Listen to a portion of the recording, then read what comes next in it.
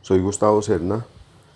Hemos venido hablando durante este curso corto de gas, curso básico de gas o generalidades de los gases combustibles. Hemos dicho que es como todo lo que necesita una persona para empezar a trabajar en el área del gas. Son como conocimientos generales. Y a día ahí pues te recomiendo después de este curso realizar otro. Hay unos cursos que son gratis, otros son de pago, pero como bien sabes, pues los de pago son mejores que los que no son de pago, y la idea pues es que usted vaya creciendo profesionalmente. A medida que usted va avanzando, va adquiriendo conocimientos, pues se va volviendo un profesional, un mejor profesional. Todo esto le sirve a usted para poder interpretar, sobre todo en el área del gas, que es tan importante saber interpretar qué puede suceder en caso de un accidente, o sea que se puede prevenir el accidente, se pueden resolver problemas. Los clientes necesitamos que nosotros les resolvamos problemas, no que le demos problemas. Entonces un cliente está esperando que usted vaya y le resuelva un problema. De eso vamos a hablar hoy, de las fallas en los quemadores, de cómo se lleva a cabo la combustión, de las proporciones en que se mezclan el oxígeno y el combustible, o el comburente y el combustible, para llevar a cabo la combustión. En fin, una serie de cosas. Esperamos hacerlo en este video, si no pues tendremos que tomar y hacer otro video adicional para complementar este asunto. Muy bien, entonces vamos a darle el título a esta sesión. Bien, el quemador atmosférico. Vamos a trabajar sobre el quemador atmosférico y alrededor de eso pues hablaremos, integraremos la combustión y una serie de cosas. Muy bien, entonces, ¿qué es un quemador atmosférico? El quemador atmosférico es una máquina que produce calor. Allí es donde se lleva a cabo la combustión, donde se produce el calor que necesitamos nosotros para calentar agua, para cocinar, para secar ropa, en fin. Entonces eso es un quemador atmosférico. Como todo quemador, como toda máquina, pues posee cierta potencia. O sea que toda máquina tiene una potencia. Un televisor tiene potencia. Un horno tiene potencia. Y un horno está formado, pues tiene un quemador, ¿no? Pues si es de gas. Un carro pues tiene inyectores, allí se quema gasolina, entonces tiene potencia. En fin, las máquinas tienen potencia. Bueno, entonces, pero ¿cuáles son las partes del quemador y qué sucede en cada una de las partes? Pues bien, lo primero es que tenemos que hablar del inyector. El inyector es este que tengo aquí en esta parte, ese tubito que tengo ahí. Ese es el inyector, este que tengo aquí.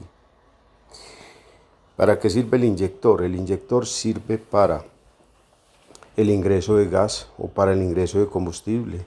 Los carros tienen inyectores, ¿cierto? Los quemadores, el fogón suyo, el de su casa, allá en la válvula, en la perilla, tiene un inyector. Por ahí ingresa el gas. Otra parte importante del quemador, muy importante diría yo, es la ventila. Este huequito que tiene aquí, este huequito es la ventila. ¿Qué es la ventila? Y mejor dicho, ¿para qué sirve ese huequito? Ese es el que usted cuando destapa en la estufa observa y está tapado como con una argollita. Ese permite la entrada de aire, porque recuerde que para que haya combustión, pues se necesita que haya un combustible, que haya un comburente, ahorita lo vemos más detenidamente, y que haya una temperatura suficiente para la combustión. Una temperatura de ignición se llama eso. Entonces, por la ventila, pues entra el aire, o sea, el comburente, y por el inyector entra el combustible. Bueno, pero entonces la pregunta es cómo entra el aire a través de la ventila. Si no tengo, digamos, ningún mecanismo, un ventilador ni nada, por eso Este quemador se llama atmosférico, no tiene ninguna ayuda mecánica.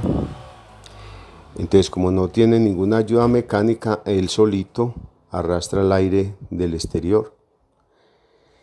Y entonces, ¿cómo hace eso? ¿Listo? Entonces eso lo hace a través del Venturi. El Venturi es este cuello que se tiene aquí, este cuello de botella que hay aquí.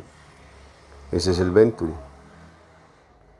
Entonces en el Venturi, ¿qué sucede? Pues el Venturi, como es una reducción de área, observe que estamos aquí en un área mayor y vamos a pasar a un área menor, entonces esa reducción de área hace que ese gas que se inyectó por aquí, que viene por aquí, gane velocidad, gane presión, y la consecuencia de ganar velocidad y ganar presión porque cambió el área es que aquí atrás se genera un vacío, atrás del cuello.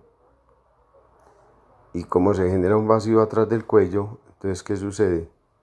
Todo vacío debe llenarse y entonces ahí es donde opera la ventila y empieza a ingresar aire por la ventila.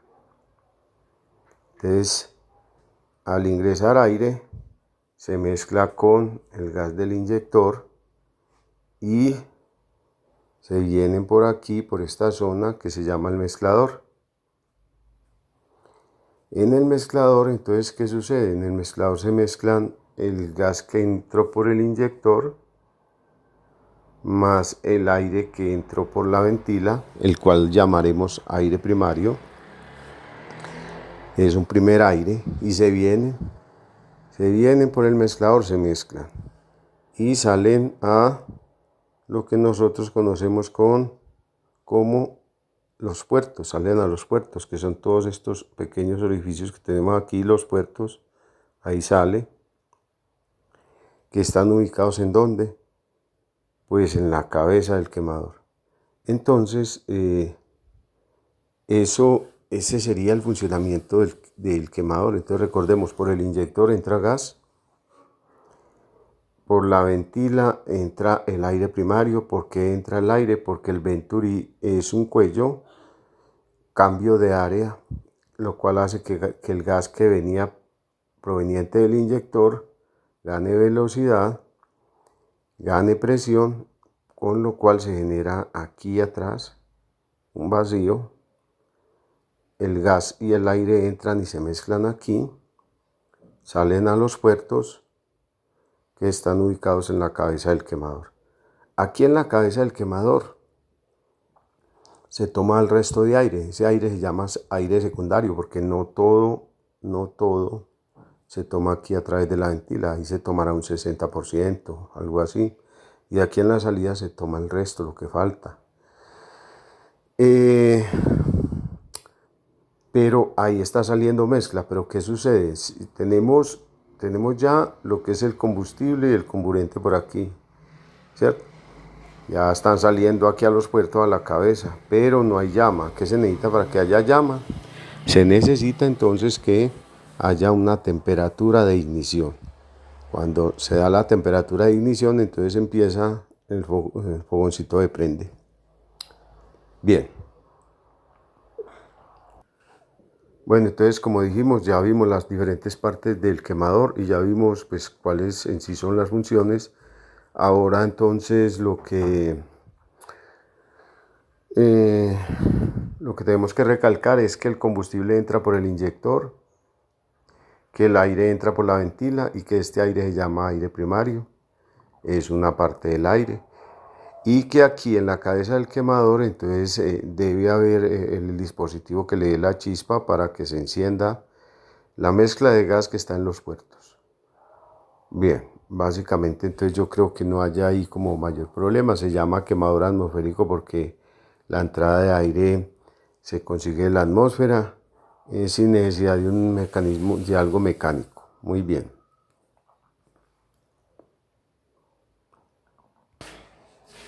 Bien, ya vimos las partes del quemador. Ahora nos preguntamos cuál será el consumo.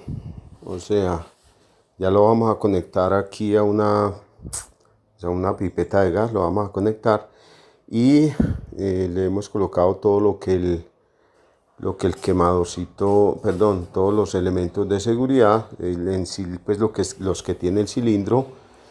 Y adicionalmente a esto tenemos un regulador de presión que lo que hace es que la presión que tiene el cilindro adentro, que son cuando está llena pueden ser 110 psi, 105, 100, en fin. Este señor, que se llama el regulador, lo reduce a la presión de servicio. Y cuando hablamos de presión de servicio aquí en el quemador, entonces esa presión es de 28 a 33 milibares cuando se trata de gas licuado del petróleo. Recordemos que un PSI son 70 milibares, eso es un PSI. Entonces, ¿qué hace este señor? Este señor, para poder que el quemador o el equipo a gas funcione de manera apropiada a la presión de servicio que trabajan los equipos a gas, cuando es de GLP de 28 a 33 milibares, y cuando es gas natural la presión de servicio en el quemador es de 18 a 23. En este caso, como estamos trabajando de GLP, entonces tenemos que él deberá tomar los 110 psi que tiene internos y reducirlos a la presión de servicio. Esa es la función de ese regulador. La válvula en sí también tiene en la parte interna una válvula de seguridad, la pipeta, perdón, tiene una válvula de seguridad, y esa válvula de seguridad se dispara a una presión de 350 psi, algo así. Bueno, para mirar más detalles de eso, pues puedes remitirte a lo que son la fabricación de cilindros y todo aquello. Bueno, pero entonces, ¿qué cantidad de gas puede contener una pipeta? Una pipeta, entonces, normalmente el consumo de gas, una casa estrato 4, una casa estrato 3 con 4 personas, porque el consumo de gas depende obviamente de la cantidad de personas que vivan, que vivan, y de las costumbres, en fin. Entonces esa pipeta, pues vamos a darle un valor aproximado de 9.23 galones de GLP. Galones líquidos. ¿Por qué galones líquidos? Porque una pipeta es como una candela de gas, es decir, contiene adentro el gas licuado del petróleo en forma líquida. Precisamente, digámoslo así, eso es lo que corresponde a la palabra licuado, metido a presión allá, vuelto líquido, licuado, gas vuelto líquido. Y para poderlo transportar y transportar mayor cantidad, vamos a suponer que una pipeta de gas con ciertas variaciones puede traer 9.23 galones líquidos de GLP. Esa cantidad de GLP es la que se consumiría. Hay una pregunta por allí: ¿la pipeta viene llena? Entonces la respuesta es que la pipeta no viene llena, la pipeta vendrá hasta un 85%, porque se necesita que en la parte de encima de la pipeta, en este punto ahí arriba, se mantenga la fase de vapor, aquí, y de ahí para abajo la fase líquida. Entonces, ¿qué pasa? A medida que, supongamos que la fase de vapor aquí corresponda a un 15%, a medida que este quemador va funcionando, va quemando, va produciendo calor, entonces este nivel se va reduciendo.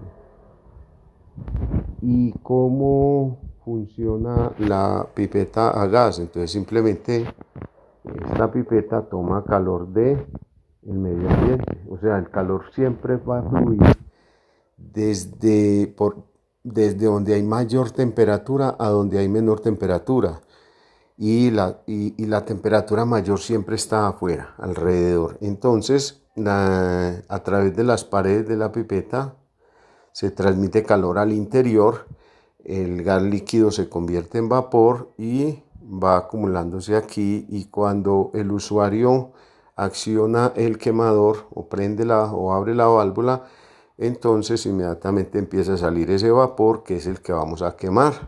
Entonces, como gran conclusión, podríamos decir entonces que el gas licuado del petróleo o ningún gas, digámoslo así, combustible se quema en forma líquida, sino que se quema en forma de vapor. Pero ¿a cuánto corresponden esos 9.23 galones líquidos? Recordemos que debe recordar entonces que un galón son 3.785 litros, casi 4. Cada vez que compras un galón de gasolina en una bomba o estación, entonces allí te están vendiendo casi 4 litros, 3.785 para ser más exactos. Pero bueno, si se transformara, o sea, ¿qué cantidad entonces de galón de GLP en forma gaseosa puedo quemar?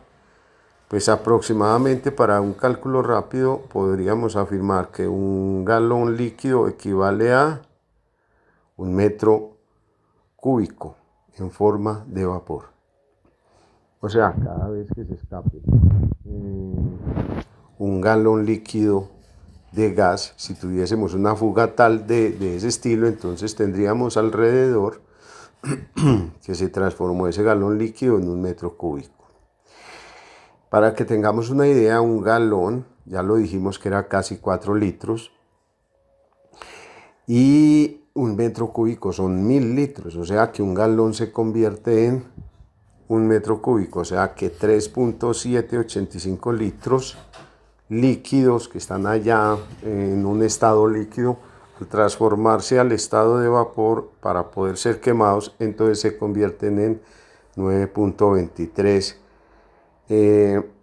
se convierte en 1 metro cúbico, o sea, repito, 3.785 litros líquidos se convierten en 1 metro cúbico líquido, o sea que